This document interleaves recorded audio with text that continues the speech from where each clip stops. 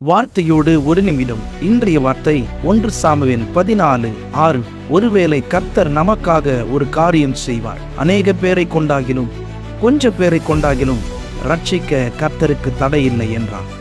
ஆம் தேவனுடைய பிள்ளைகளே, சவுலின் குமாரனாகிய யோனத்தான் தன்னுடைய ஆயுததாரியிடத்தில் வா பெலிஸ்தியருடைய பட்டணத்திற்குள்ளே செல்வோம் என்று சொல்லி இங்கே சொல்லுகிறதை பார்க்கிறோம். இந்த இடத்திலே யோனத்தானின் அசைக்க முடியாத விசுவாசத்தை வெளிப்படுத்துகிற வண்ணமாய் அநேக பேரை கொண்டாகிலும் கொஞ்ச பேரை கொண்டாகிலும் ரட்சிக்க கர்த்தருக்கு தடையில்லை என்று தன் ஆயுததாரியிடம் கூடிய இந்த வார்த்தை தேவ பலனை மட்டுமே நம்பி பெலிஸ்தியரின் பாளையத்திற்கு எதிராக அவர் சென்ற அந்த துணிச்சலை காட்டுகிறது. பிரியமானவர்களே, யோனத்தானிற்கு ஒரு அசைக்க முடியாத நம்பிக்கை கர்த்தரிடத்தில் இருக்கிறது.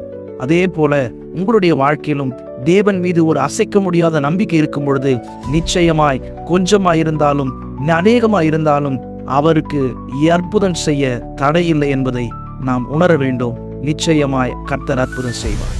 இந்த நாள் உங்களுக்கு ஆசீர்வாதமான நாளாகட்டும். God bless you.